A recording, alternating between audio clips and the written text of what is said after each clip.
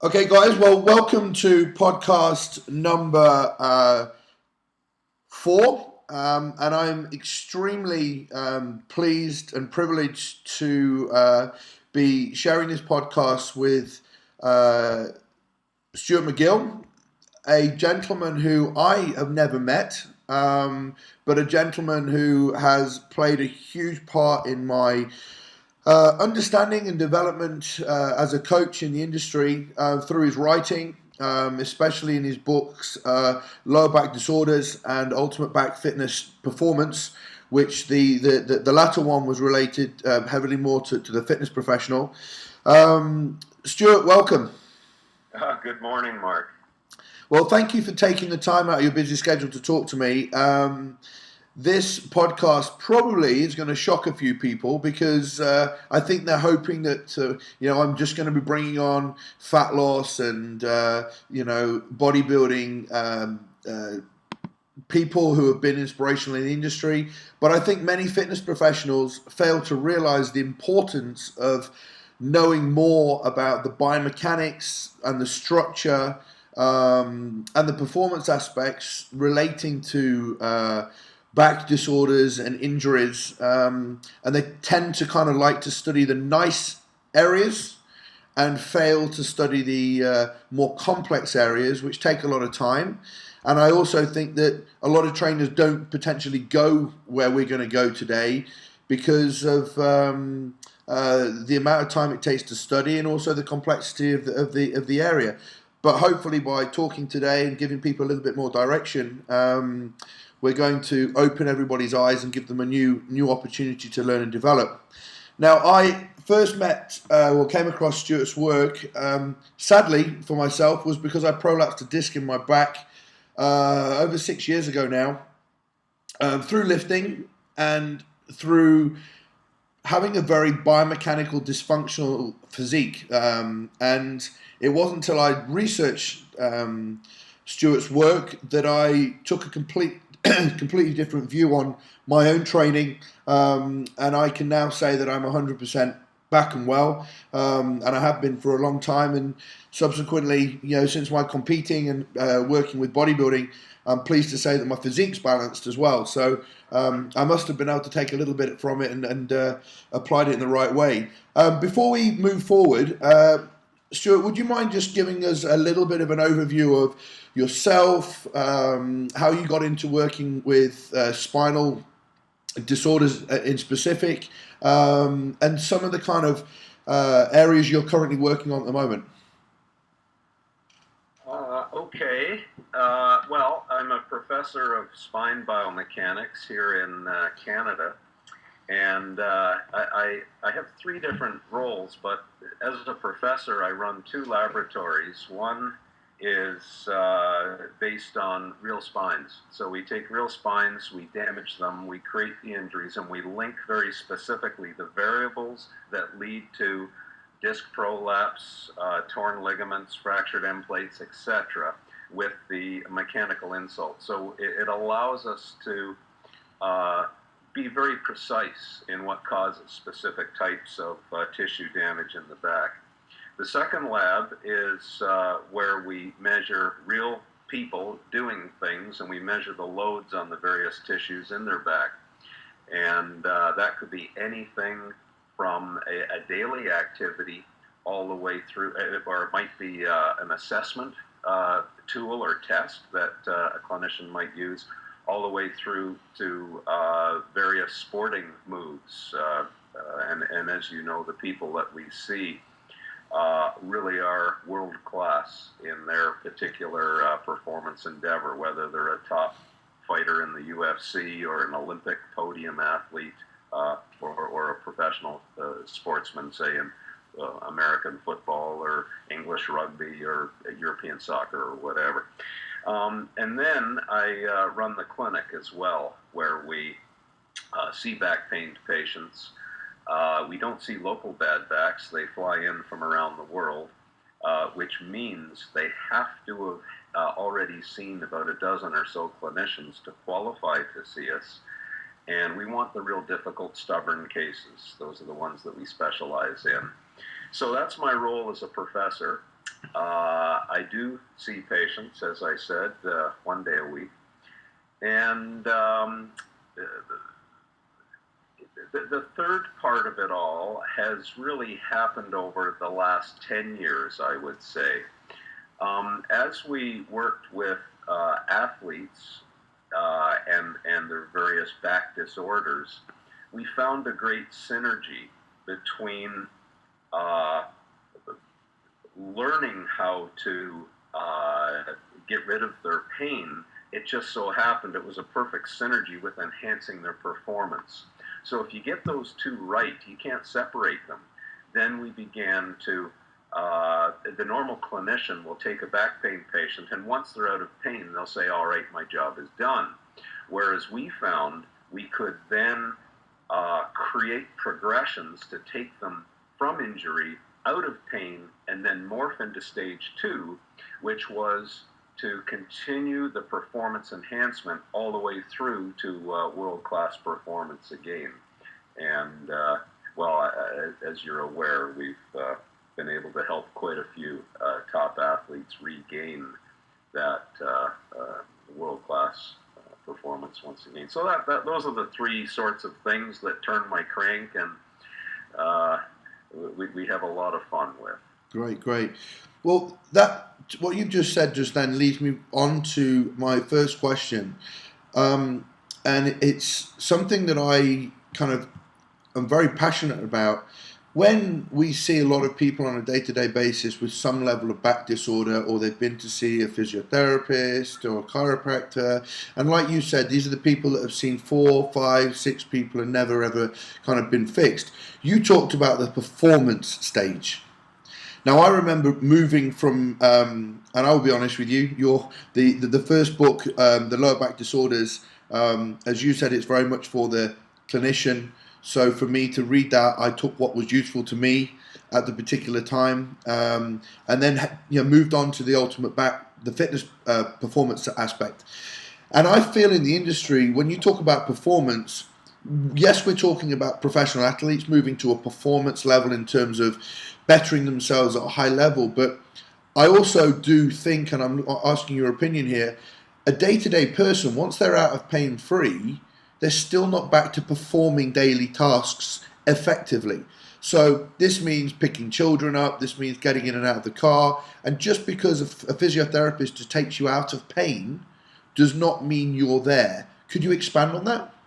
Well, I think you've hit the nail on the head there, and I'm going to upset some people and sound terribly arrogant here, but there are very few people that have this crossover expertise of taking a person from quite disabling pain all the way through to high performance, because it truly is 2 stages. So generally speaking, there are a few exceptions in the physical therapy world, but generally speaking, the physios work and their knowledge base is to get people out of pain, to treat pain. If you ask the average physical therapist now, let's work to a 450-pound deadlift, they will not have a clue. Yeah. So this I suppose is where you're headed with your question.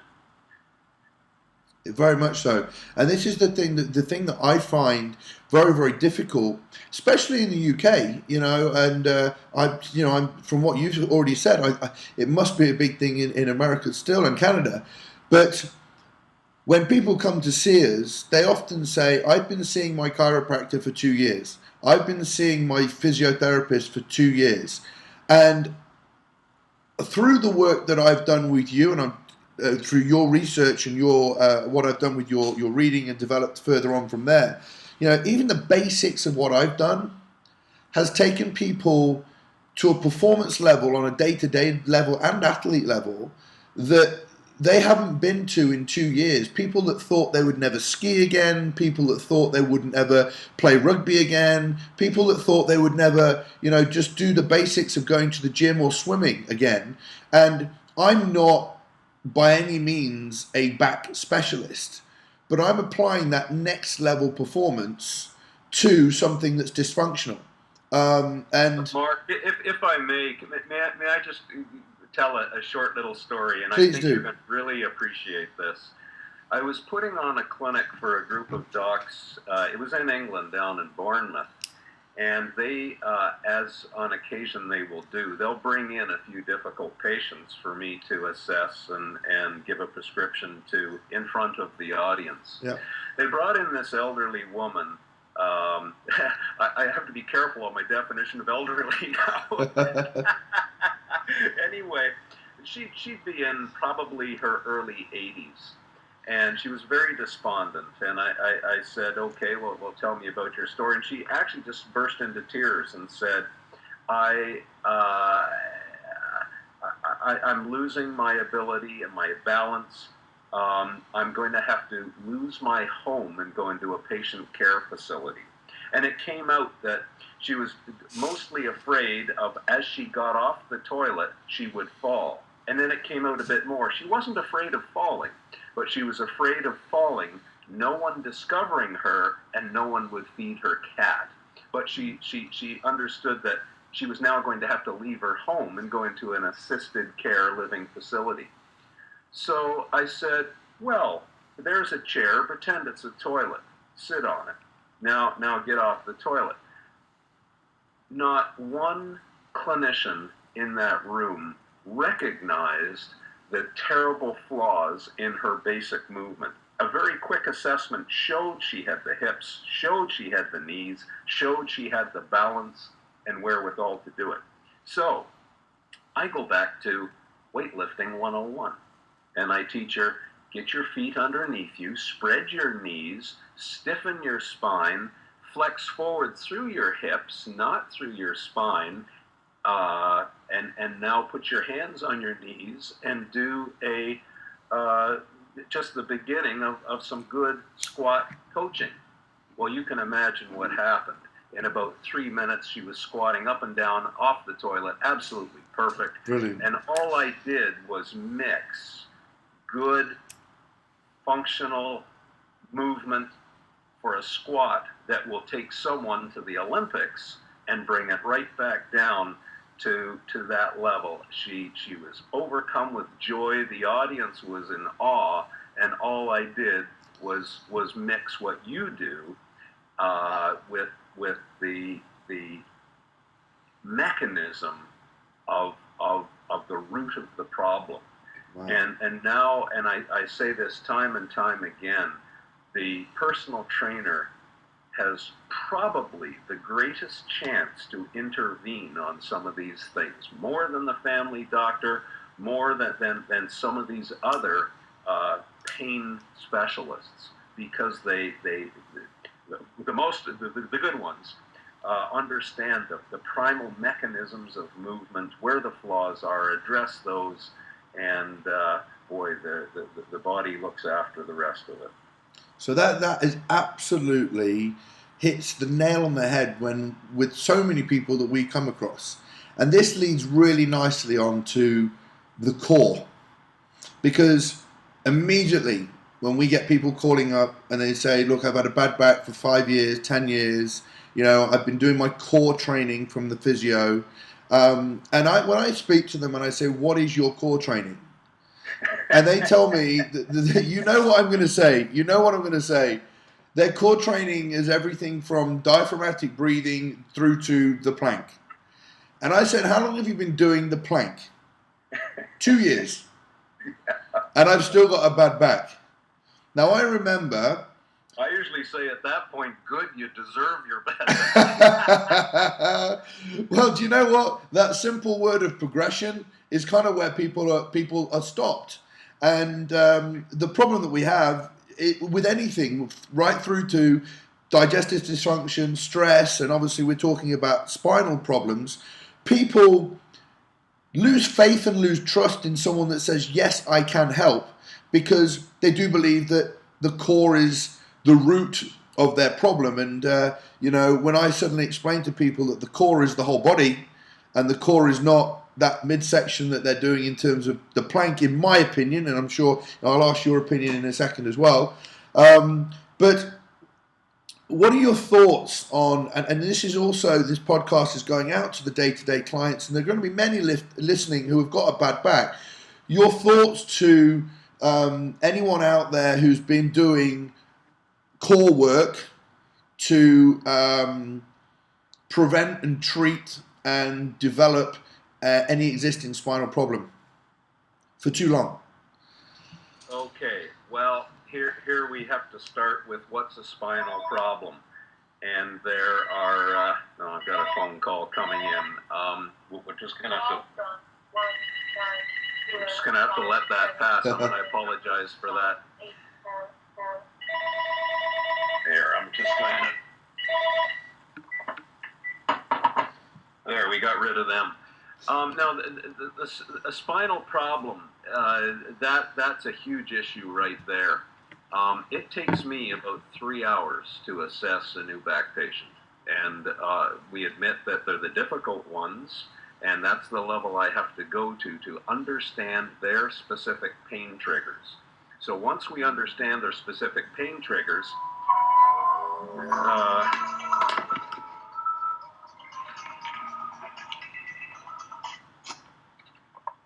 I'm sorry, there's, I had to shut that call off as well. Now, where were we? Oh, yeah, specific pain triggers. So we've got to figure out what is the specific back pain trigger in that person. This could be an emergency, Mark. No one has this number. I'm so sorry about this. Hello? Hi. Yes, please. Thank you. Sorry about that. No problem. There's very few people in the world have that phone number. Where were we now? With the back pain patient. So, getting back to the core training, what would be the ideal prescription, and really addressing the cause of one person's pain might be totally different from someone else's. So what we're dealing with here is an articulated linkage.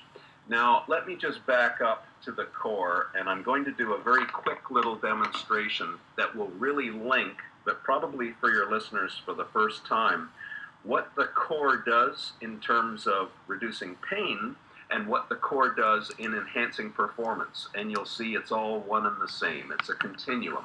So consider my pec major, which is a single joint muscle, and it causes the arm to flex around like this.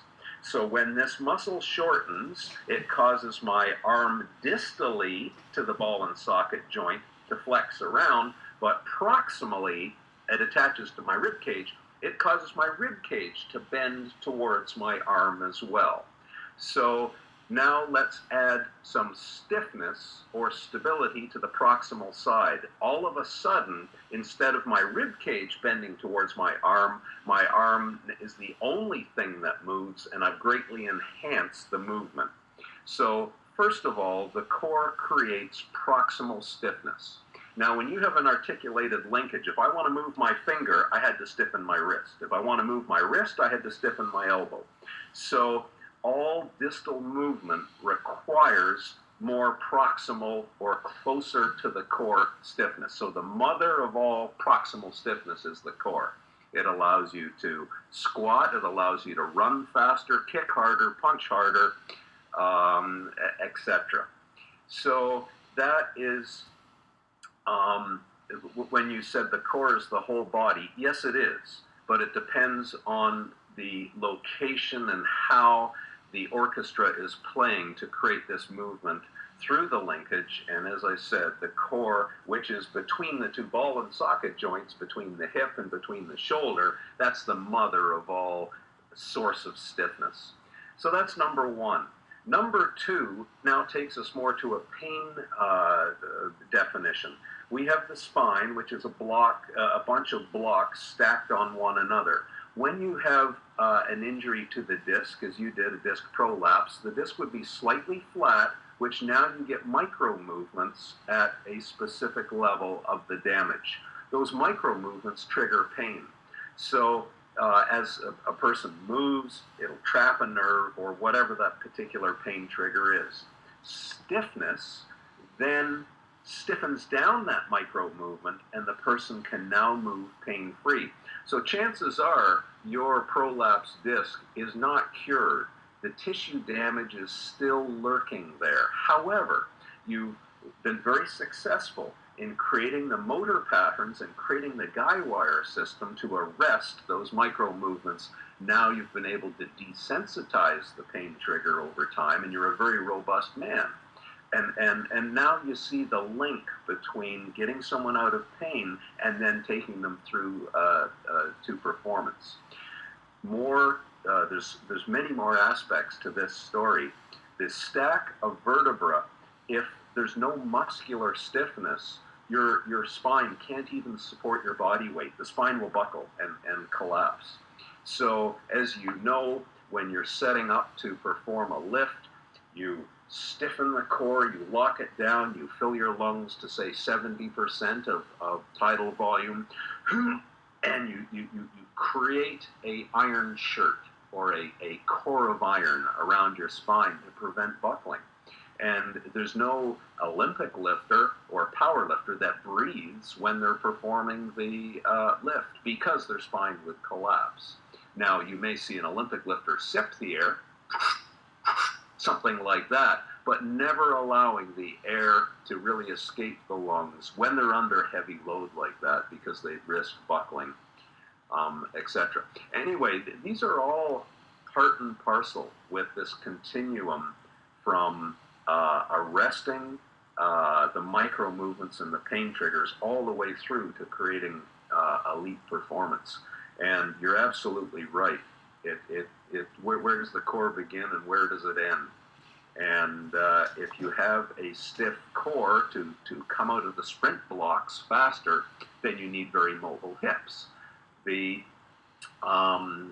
Another feature in all of this, which a lot of elite trainers don't train, but it's absolutely essential. The great athletes are pulsers. They pulse and then let go. Because when a muscle contracts, it does two things. One, it creates force. We agree on that.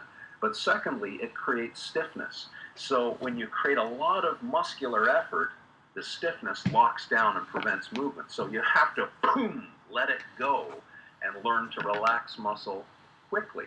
Well, again, a good functional core requires mobile hips with the ability to pulse muscularly.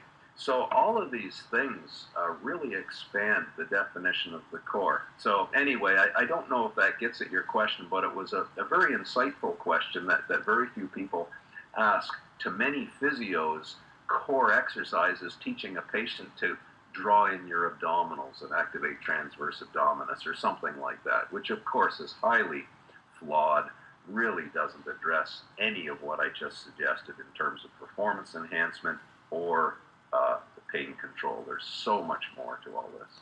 So that really explained it fantastic to me, and I think it would be very resonate very well with our day-to-day listeners right through to our performance and personal trainers. Now, moving on from that as well, when I prolapsed my back, there was one thing that I was always too proud to stop training and get fixed, was ligament damage to my right ankle from playing rugby for 23 years, which caused a heavily overpronated right ankle, therefore speeding up internal rotation of my hip and causing a destable glute on the right hip. And I know, looking back, that when I fixed my imbalances in left and right, front and back, glutes, and etc., that my spine got stronger over time. Now, the question to you is, because I studied a long time for 3 years doing biomechanics for me in the personal training world, looking at the ankle's relationship through to the knee, through to the hip, not just necessarily stiffness, but joint biomechanical dysfunction, through to turning off the glutes and the glutes relationship in spinal health. When we assess our clients, especially at my gym, we always look at pronation, dorsiflexion. We also look at internal rotation, internal external rotation of the feet and the ankles to see whether or not we've got any biomechanical dysfunction left and right.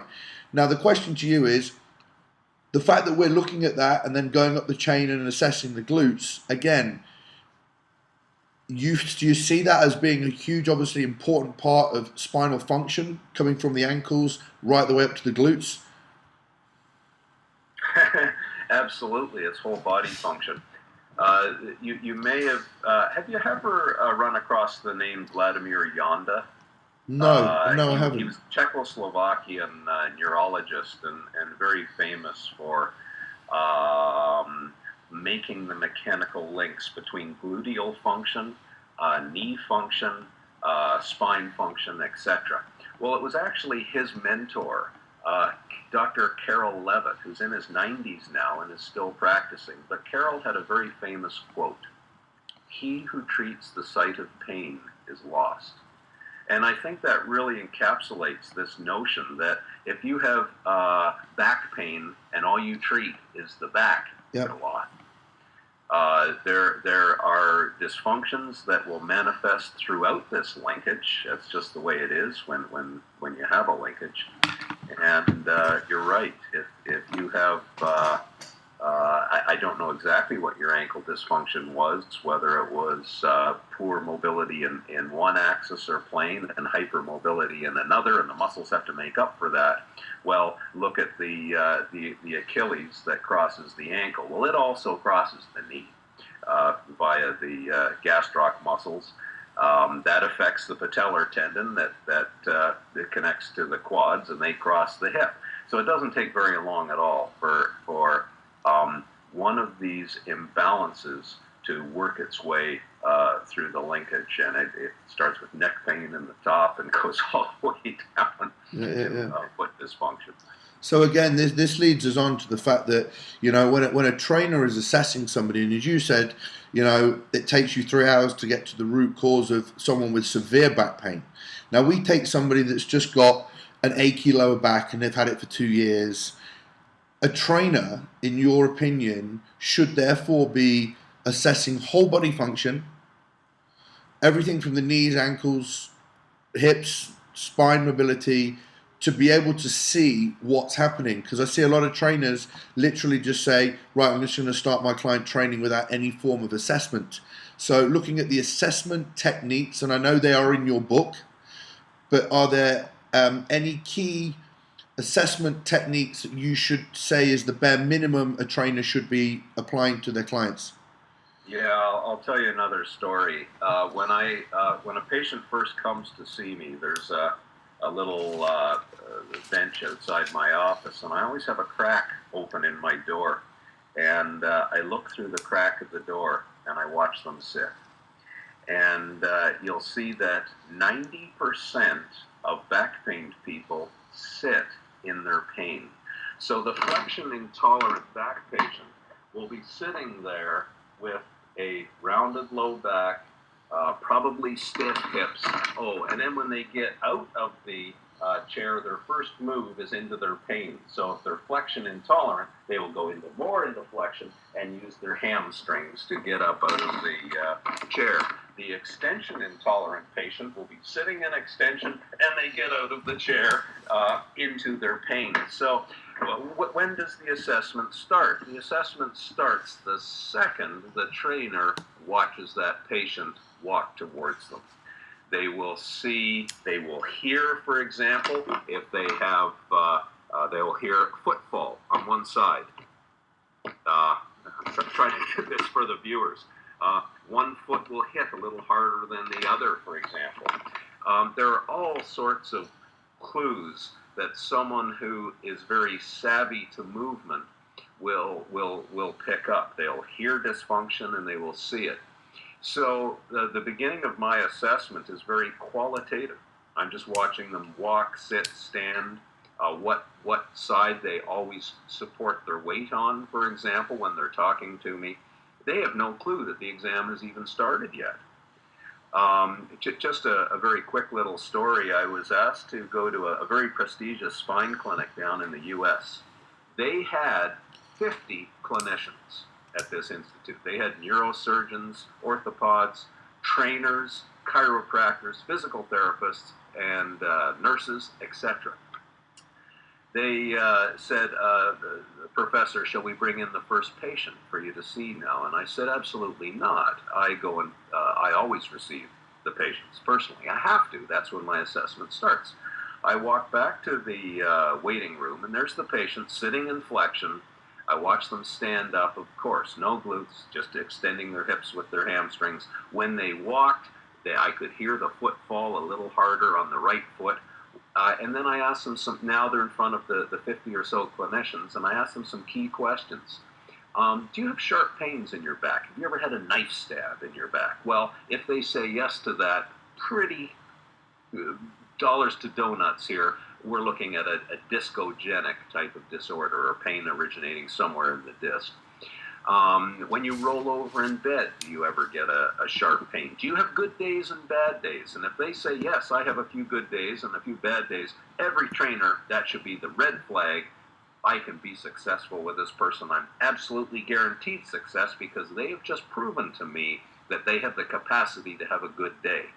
My job is to figure out what's causing them to have a bad day and what can we build on that causes them to have a good day. So it's a little bit of an interview process as well. Anyway, I noticed that this patient was standing with what we call a lateral antalgia. Anyway, I spoke to them for about 3 minutes. Then I said to the 50 crack clinicians at this prestigious clinic, everyone turn around and face the wall. Now tell me about this patient. And they said, what? We haven't done an exam. And I said, well, I'm finished mine. And I think all you need to, you folks need to get an education. And I said, this person has an L4, L5 disc herniation pressing on the right nerve that's going down the L4 pathway, the tibialis anterior, so we could hear the ankle dysfunction. And it's episodic.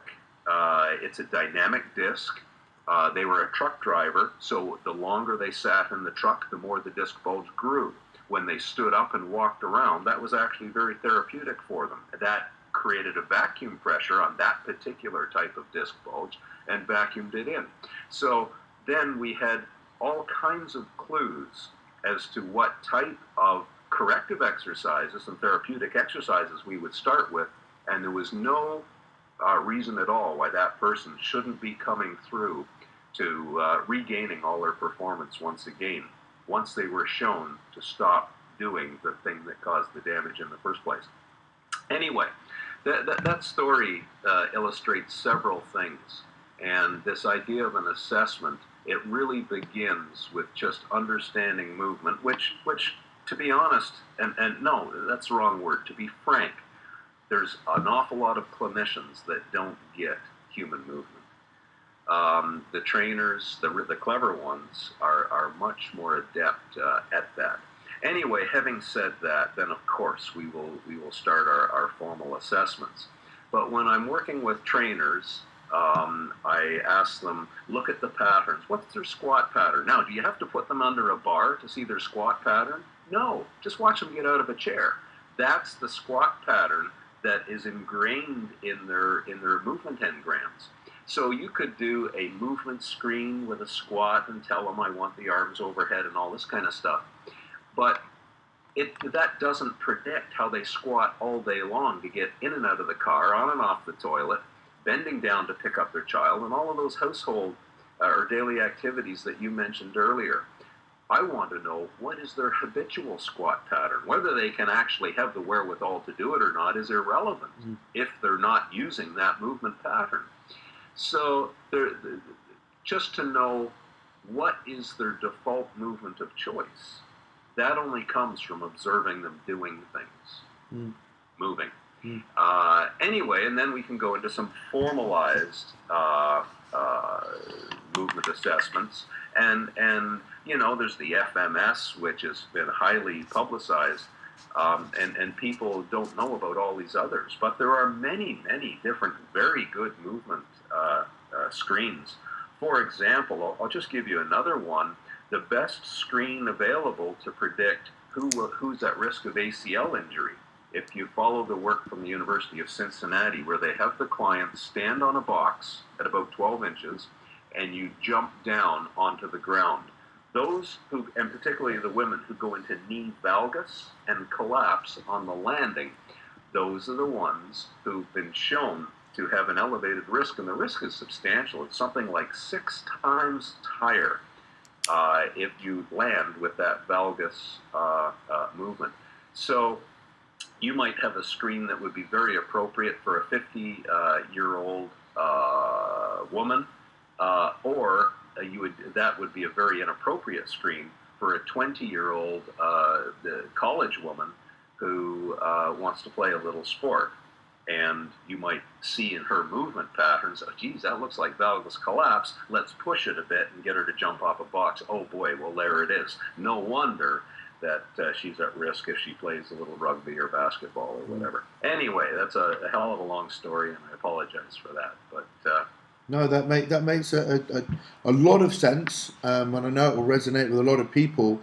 And it's interesting because this lack of understanding of movement, from standard personal training right through to working with competitive physique athletes, bodybuilders, and performance athletes, having a minimal understanding of movement therefore minimizes your understanding of muscle recruitment patterns in poor ranges of movement. Therefore, at the same time, you're thinking you're recruiting a particular muscle when movement patterns are shut down and you're not. Therefore, you're enhancing the opportunity for that person to be injured. And we are finding a lot of people very excited, especially, it's a very, very important, it's a very popular topic in the UK especially, which is body composition and helping people get in shape. And I find that trainers are frightened to take their clients back to where they should be right now, and they train them according to the intensity that the client wants to train at. And what we have 3 months down the line is the client with the bad back, the client with the bad shoulders, the client with the bad neck, but they've got a six-pack. And, from my perspective, what we find is we make sure we take our client back to where we think they are right now and take them on their journey so that we don't just have a great physique at the end of it, we also have a functional and physique with longevity. Yeah, what you've just said is so wise. This will disturb some of your listeners. Most of the patients and athletes I see have been created by trainers, physios, in the medical community. This idea that you're getting to on regression and progression, I know you're familiar with Dan John. Yes. He's an American coach, and Dan has this wonderful ability to simplify various concepts, and this is one concept. When a trainer is creating a program, too many of them are training their clients like they're a UFC fighter or a top division rugby player or something. And where that came from is these crazy packages that you can get on the infomercials on the internet and whatnot for weight loss and whatnot. The person has no business being at that level. And of course, the wise trainer will regress them back until they have movement competency. Then it's not the sexy stuff, but it takes a lot of knowledge to do it. Regress them back, get good movement competency. Now you start adding load and speed and getting them to progress. But if a person has a movement flaw and you overload them with speed and load, you're exactly right. We'll be seeing them as a back patient in 3 months. So this leads very nicely on to the assessment techniques that we still use in the gym. And they are, I'm sure, a very small part of your toolbox, but have proved absolutely crucial in us being able to decide whether or not a client is ready to move forward. So we still use your side plank, we still use your prone plank, we still use the horizontal back extension iso hold, and we use those exercises as a tool to be able to give feedback to our client if they are ready to progress. And we can just literally use the plank as your marker. You know, we still use the 2-minute plank, the 75-second lateral plank, I believe it is. And is it a 2-minute iso hold on the horizontal back extension? Well, it depends on what population they belong to, whether they're a firefighter or a desk jockey. Yeah, very much so. And from our perspective, you know, it does vary depending on the client that we have. But my question to you then is, we're still going to be referring trainers to your Ultimate Back Fitness Performance book, but there are some really key indicators when you're assessing somebody from a from a strength perspective, whether or not that person should be loaded yet. What could they be from your perspective? Yeah, well, what a wonderful question. Most of your listeners will be familiar with Gray Cook. Gray Cook and I, and this was organized by Craig Liebenson at Stanford University in California. We had a day on discussing movement and movement assessment. So Gray would show the functional movement screen and whatnot. And my point was to add speed and load is very context specific, and you have to watch a person move in free form. Don't constrain them and tell them how to move in a very prescribed test. So I then used an example. This is filmed on a DVD, which I think if you go to Movement Lectures, which is Larry Draper's website, she filmed it and has it on that. But in any case, what I showed was Olympic lifting is all the rage now with CrossFit and organizations like that. So let's take, for example, an Olympic snatch. This is a really complex maneuver, and people don't realize I love the snatch, not because it is a strength weightlifting tool, but because it teaches relaxation. Well, that will surprise a lot of people. But to lift the load and catch the bar, I don't know if I can get, and catch the bar and fall into a deep squat means that you have to be very fast at relaxing the body. Otherwise, if there's stiffness and muscle force in your body, you will not be fast enough and move quickly enough to get underneath the bar and catch it. So it is really, the first requirement is obviously hip and shoulder mobility, but the second requirement is to have very explosive muscle contraction and just as explosive muscle relaxation. Yeah. That's the gift of that. So if I would now how would we screen or test whether or not a person is ready to start on that, say in a CrossFit program? Well, I might do a hip assessment. So I'll scour the femur around the acetabulum, and I teach trainers to do that.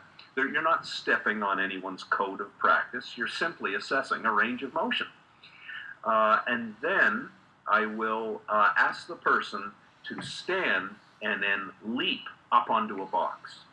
And when you land on the box, the first time you do it, I want to hear a very sharp, explosive, stiffened landing on that box. So that shows me the ability to relax and jump through the air and quickly put those muscles on so that you can relax, get under the bar, and snap into that very stiffened posture that you will need to get the joints to survive and maintain their integrity. The second time, I want them to jump up on a box, but I do not want to hear them land. Now, this shows me their ability to come into the snatch and relax. If they can't do that, they have no business adding speed and load under an Olympic snatch. You know that we're going to be seeing those as patients. So there's an example. It's context specific. It's specific to know if they have that ability. But just to start training people on Olympic snatches is without qualifying a person. And there are some people who will never qualify to do an Olympic snatch, and yet they're at the gym doing it. Yeah. So does that help a little bit? Yeah. No. Context specific. Very much so, and I think part of my question was also relating to we don't work with CrossFit clients. However, we work with a lot of day-to-day people, and regardless of the fact that people see, we put some incredible transformations of people on the internet, whether it's 3 months, 6 months, or it's taken us 18 months to get them in shape. But what people fail to realize is that we've taken people on a journey. We don't just have people looking good, we have people functioning well, and we have people eating well for a long time. So we look at the whole program. Now, the reason why we won't let a transformation happen in 12 weeks is if we assess somebody and we realize that functionally and biomechanically, they're not ready to work at the intensity that we need them to work at to burn body fat and build muscle quickly, then we pull the journey back. And it's an important message that I would like to have your support on, to get out to trainers, to make them realize that a lot of people are training people very hard just to get a very aesthetical result at the risk of causing severe dysfunction and having people pain-free for a long time. So the question to you was, in terms of their ability to look at whether or not a person's ready for that load, would we be looking at a standard range of movement and flexibility assessment, static and dynamic, or we're looking at a little bit more of the strength elements such as the side plank and the horizontal back extension? But what 2 or 3 kind of things would you say from a beginner's perspective or an intermediate's perspective would be the core fundamentals to look at that would predict kind of somebody's ability to start at the beginning or start halfway through the kind of weightlifting journey? It sounds like such a simple question, and the answer is not so simple. But you did use the word at the beginner's level, so let's go with that. Yes, they need core stiffness. We can't argue with that. Yeah. They need hip mobility and shoulder mobility. One of the biggest predictors of future back pain in certain populations is asymmetry in the hips. Well, why are the hips asymmetric? Was there something going on in the knees and ankles? So, I mean, do you see how we can just continue this discussion on and on? So generally speaking, and not always, and people have asymmetries that are not correctable, and that's just anatomy, and it's the way it is. So a certain amount of expertise is required to determine what the source of that asymmetry is, whether or not it's correctable, and even should it be correctable. If you look at some world-class athletes, like a baseball pitcher, they're tremendously asymmetrical, and if you try and make them symmetrical, you will ruin their athleticism. Performance, yeah. Or I'll give you another example. If you take a high jumper or a tall man who plays professional basketball in the NBA, who can dunk a basketball leaping from the top third of the key and flying through the air, do you think they have loose hamstrings? And the answer is no. Have you ever met a world record holder powerlifter who has loose hamstrings? And the answer is no.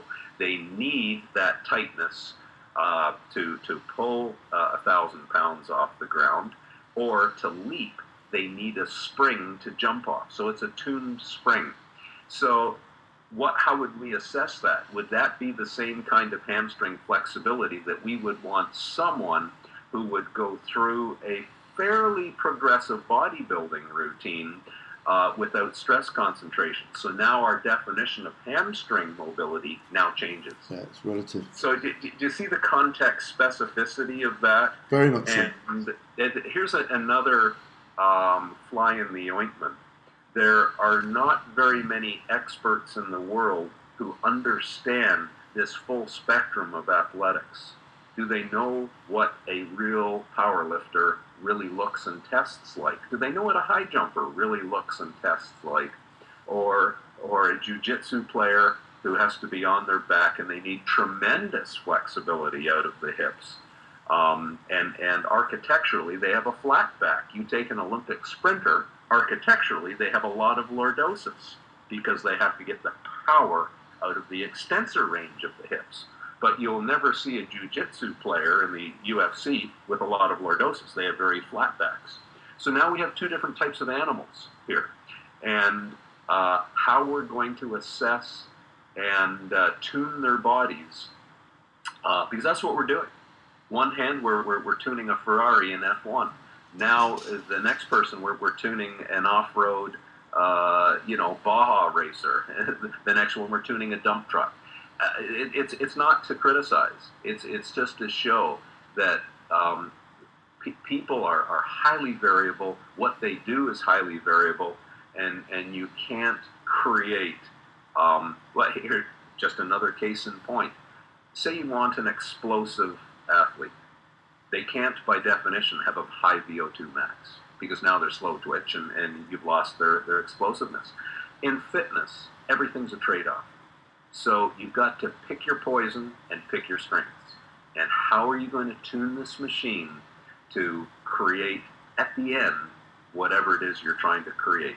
So your question about bodybuilding and physique athletes, they have to do high repetition, high load, usually full range of motion, and then it depends again on their style. How many of them are isolationists and how many of them are compound movements? You've got to tune the body to optimally withstand the workload necessary to win.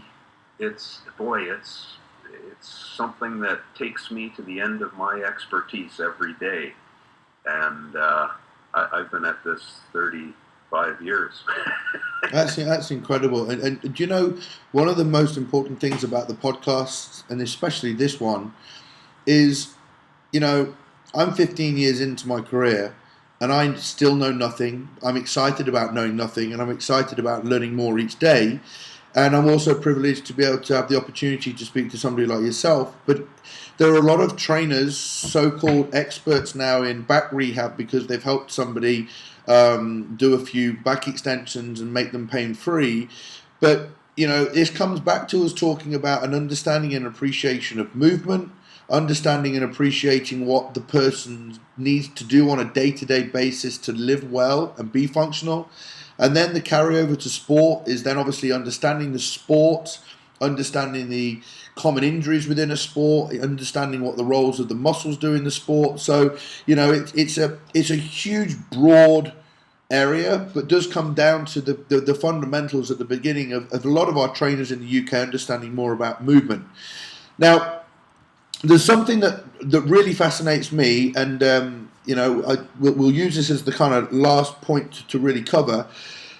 But the role of fascia, the role of soft tissue work, the role of foam rolling, and in your opinion, the kind of best soft tissue work for people to be having, because there's a lot out there. There's a lot of information that's conflicting.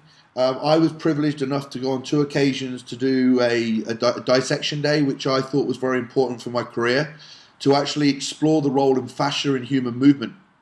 So I went to the Chelsea and Westminster Hospital twice in London and had the privilege of actually being hands-on myself and exploring fascia and looking at origins and insertions of muscles and movement and fascia as a chain within the body. And I kind of came to the conclusion myself that, how important fascia is in terms of its ability or inability to pull our body and twist our body in different movements. Could you expand on your thoughts of, I know it's going to be extensive, but in a kind of roundabout way, your thoughts on fascia and whether or not you think people neglect tissue work, fascial work, and massage of any degree? My answer runs the full spectrum again. It runs from watching these people in the gym foam rolling things that it doesn't do a damn thing for them, and in fact they'd be better off not triggering the pain and whatnot, all the way through to the opposite of saying how critical it is in others. So let's just start that off a little bit. You're right, from an anatomical basis, there are muscles that do not connect to bone. People don't realize they only have fascial connections. Yeah. I quite like to start workshops with a little demonstration. I will have delegates shake each other's hand, and then I say, would to one delegate, show the other person your grip strength, squeeze them as hard as you can, and then the person who's being squeezed, remember the hand strength. Then I teach them how to tighten their body, how to, with their pecs and their lats, compress down, harden their glutes, harden their core, grip the ground with their toes and their heels, get the scalenes and the splenius muscles and the deep neck flexors, harden your body, and then we repeat. And then they'll find that the grip strength is so much higher. So then I'm showing the importance of creating a composite in your body, and do that with fascia. So we did a series of experiments with some rodents, and it's not very nice, but here's what we did. You're fully aware with the abdominal wall is 3 layers. There's external oblique, internal oblique, and transverse abdominis. Yes. We would measure when we stimulated the muscles on that one side, and surgically we left it intact. We measured a strength and a stiffness created by those muscles. On the other side, we separated those 3 muscles, but they still had their blood and nerve supply. And then we measured the strength and stiffness of each one of those muscles. It was much less. So now we can talk about mechanical composites. If you're, think of plywood, that there's the archetypical mechanical composite. So the grain of wood runs this way, then you have an adhesive layer, and then the next grain of wood runs that way, etc. If you added the strength and stiffness of each of those layers separately, you would get a number. But when you form it into the composite of plywood, then measure the strength and stiffness of that plywood, you get a super strength and a super stiffness well above the sum of the parts. Yeah. This is the super stiffness that you can pull out of your body if you understand muscular tensions and how the forces are transmitted through the fascia. It becomes a plywood composite. So in that perspective, it is supremely critical. It's how the great athletes perform these Herculean moves that they do. When we measured world strongman competitors, for example, doing super yoke carries and farmers walks and barrel lifts and all these kinds of things, they do it through this super stiffening utilization of the full fascial system through their body. Now, that answers your question in the most positive way. Now let's go to the negative side. Yeah, as I often tell my students, the answer to almost every question is it depends. So now we're going to get the other side of it depends. I see people in the gym with tennis balls and hard balls rolling. All they're doing is sensitizing pain triggers in certain areas of their body. Never foam roll a back. It creates the number of patients that I've seen with spine laxity because they're foam rolling their back. Now, if they want to foam roll a latissimus dorsi or a long muscle like a quadricep, for example, go ahead. I don't have a problem with that. But be so careful of creating the point loads on individual vertebra foam rolling the back, and sure as hell don't use a tennis ball or something like that on your back. Anyway, there's 2 ends of the spectrum. So, sorry, I didn't answer your question about soft tissue technique. Well, there have been numerous athletes where I've done the best job I can do with them. I'm thinking of one lady who was a dual Olympian. She competed very successfully in the Winter Olympics in one sport and in the Summer Olympics in another. She had bulged her disc with doing squats deeper than she really ought to have been, and her spine was breaking form at the bottom. So I did what I could do with her, and she got rid of most of her pain, except she had a little nag in quadratus lumborum on one side. I do not have soft tissue skill. So I sent her to the best soft tissue artist that I knew in her country, and within 3 visits, he had released that quadratus lumborum and made us both look very good. So you get nags and snags that in the hands of the right soft tissue guru, they make all the difference in the world. So again, you see how it depends? Yep. And then the last point I'd like to make, Mark, is we're all doing a dance when we're tuning a body. And sometimes there are small little intrinsic stabilizers that make it. I just think of the shoulder joint, which again, my expertise is really the spine, as you know. But one very nice discussion I had with Gray Cook one time was how to tune the small stabilizers with the big prime movers of the shoulder. And if you don't get those in balance, you'll end up with shoulder problems and shoulder dysfunction, even in just a bodybuilder doing bench press and flies and things like that. And how a bottoms-up kettlebell laying on the floor and rolling through the range of motion like this really brings into balance the small intrinsics with the extrinsics. If you just foam rolled that or tried to massage the whole shoulder, it's gross, it's non-specific. That's not what the problem was. There was one muscle that needed releasing and another muscle needed more stability. It needed more stiffness. So this is the dance that soft tissue artists do. It's in some patients and some athletes very precise what needs to be stiffened and what needs to be released. The great ones do the dance well. The unskilled ones just massage and mobilize everything, and all of a sudden the person is, they're back to pain, they're too loose, and they can't perform. So it depends. Thank you. And you know, I would be frustrated, and I'm sure quite a few of my colleagues would be frustrated if I didn't ask this question, because I care for not just people who have reached the latter stages of their life, taking them out of pain. I also like to be able to help people understand that there's no need to eventually get in pain if they do preventative training as well. And therefore that comes down to children. And that comes down to exercising children in the gym environment or whatever it might be. What are your thoughts and age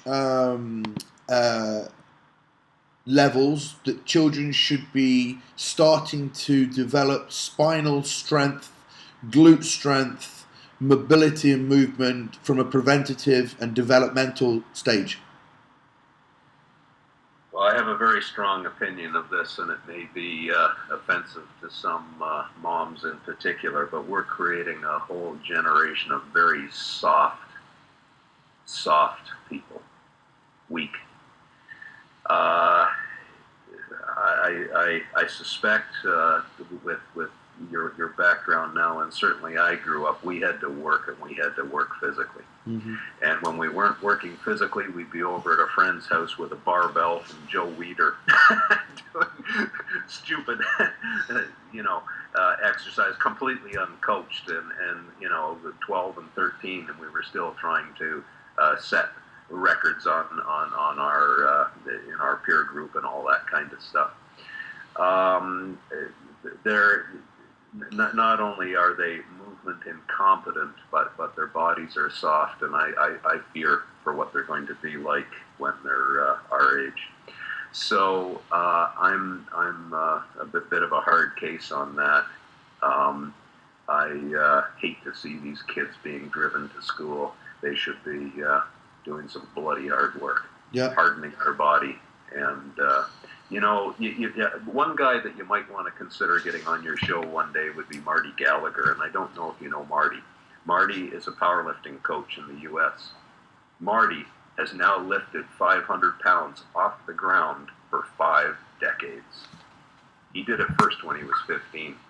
He's been in some massive car wrecks, and yet he survived because he's hard and he's tough. And he started when he was young. And there's been several studies on this. I think of one classic study in the UK where they looked at coal miners. And those coal miners that started when they're younger were actually shown to build resilience in their body against injury later in life. So bottom line, good job, Mark. Get them in there, make them tough. Good. No, well, that's That's really, really good to hear, because I know there's going to be a lot of parents and a lot of even trainers. You know, it really frustrates me, because I'm gonna put my neck on a limb here as well and agree with you. I see many, many soft coaches and trainers that don't get under the bar. They don't value. You know, you don't have to be a bodybuilder, but you know, you've got to learn what it's like to strengthen your own body and learn what it feels like if you're going to teach other people. So we have a you know, a country of very soft trainers, because I see a lot of them that have, you know, come to see me or ask me for my advice.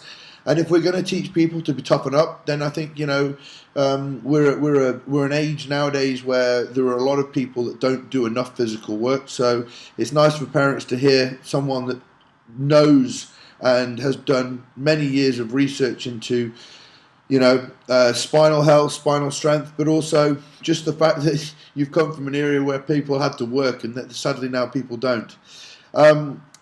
While we're on, you mentioned, we've talked about your books. Would you mind just reminding everybody where they can find more information about you, and what books and publications that they could benefit from ordering?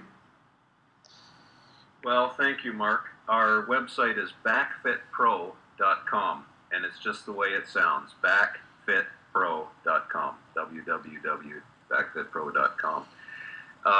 The book for trainers is Ultimate Back Fitness and Performance, and you'll either love it or you will hate it. It has information, a lot of information in it, and it talks about some of the things that we talked about today, the body being a composite, super stiffness. But if you don't like to read and all you want is a book of pictures of exercises to do for your back, go buy another book. This book is the polar opposite of that. It will give you the information that you need to make the decisions to become a very skilled prescriber of therapeutic and performance enhancement exercise. Excellent, excellent. And you know what? I'm just going to kind of support your book myself, in the fact that I was told by a surgeon, and we need to remember that surgeons' skills is surgery, not rehabilitation. And I was told by a surgeon that I would never squat again, that I would very rarely I'd be in the gym pain free again. And I was sat in a consulting suite with this surgeon, and I stood up and I walked out. I was in absolute agony, with sciatic pain, with more discomfort of anything that I've had in my life, to the point that I was, I don't mind saying this, on a bridge near my house taking my dog for a walk, in tears one morning when I couldn't get back to the house. And I said, and I believe in this wholeheartedly, that every problem that we face in life is a gift and has a message for us to learn from. And my gift and my message was to get hold of your work and your research and your book, and learn how the spine worked. And I did a YouTube video of me squatting the weight that I did when I prolapsed my disc for 10 reps, and I put it as a YouTube. I put it with a header, and I sent it over to the surgeon. And I said, the next time you try and ruin somebody else's career, just remember there's somebody out there who can rehabilitate the problem. And I've been speaking to a lot of people ever since. I always reference them back to your work. And if I hadn't come across your work, and the book also gave me the belief that I can fix myself. If you're a trainer and you've ever come across anybody that's had any back problems, or you're somebody who's a day-to-day person who's had back problems, and I urge you to look more into Stuart's work and get his book, because it literally transformed my knowledge of the spine and got me back to doing what I love, and in a pretty short space of time. So I'd like to thank you very, very much for giving up your morning to speak to me. I know we've gone on for about an hour and 20, but it's been absolutely golden information, and I hope everybody listening has enjoyed it. Stuart, thank you. I can't thank you enough. Well, Mark, first of all, thank you, and you've got a career in this. You're a very nice interviewer. Your segues and logical thought from one topic to the next is clever. So good on you. And thanks for that story. I need to hear that once in a while. So I appreciate that, and I hope one day that we'll sit down at a table together, or maybe after visiting the gym, and we'll have a beer together and a good laugh. So thank you very much, sir. Thank you. I'm very, very grateful. And have a good day. Thank you, Stuart.